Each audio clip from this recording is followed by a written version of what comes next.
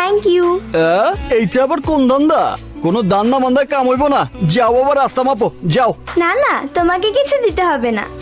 তাইলে আমার জন্য কি একটা রোগ হয়েছে, ডাক্তার বলেছে আমি নাকি বাঁচবো না, কিন্তু যতদিন বাঁচবো প্রতিদিন আমাকে 1 ব্যাগ করে রক্ত দিতে বলেছে। কিন্তু যারা আমাকে রক্ত দেয় আমি তাদের কাউকে চিনি না, তাই আমার সাথে যাদের দেখা হয় তাদের সবাইকে আমি ফুল দিয়ে থ্যাংক ইউ বলি।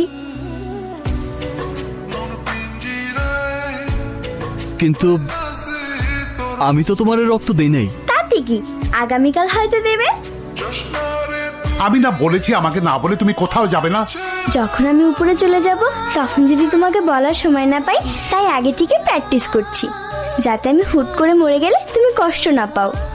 এমন কথা বলো না মা, আমি আমার সবকিছু বিক্রি করে তোমাকে বাঁচাবো, তোমাকে আমি মরতে দেবো না মা।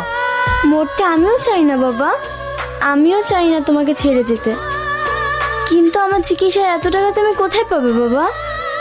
সব ব্যবস্থা হয়ে গেছে মা। এই দেখো, আমি টাকা নিয়ে এসেছি।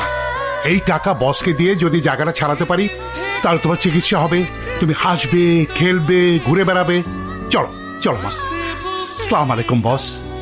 ওয়ালাইকুম আসসালাম।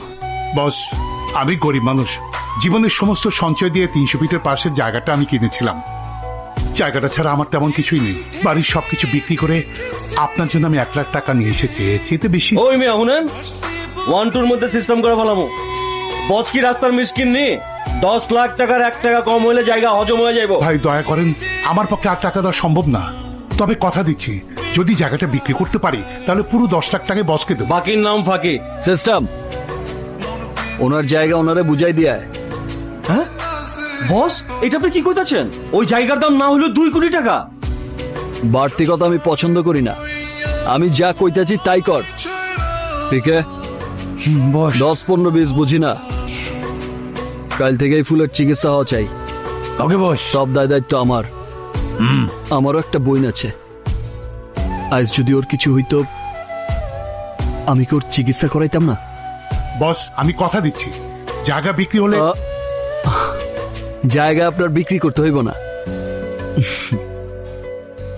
জায়গা বেচা আমার বোনটা বিয়া দিয়েন।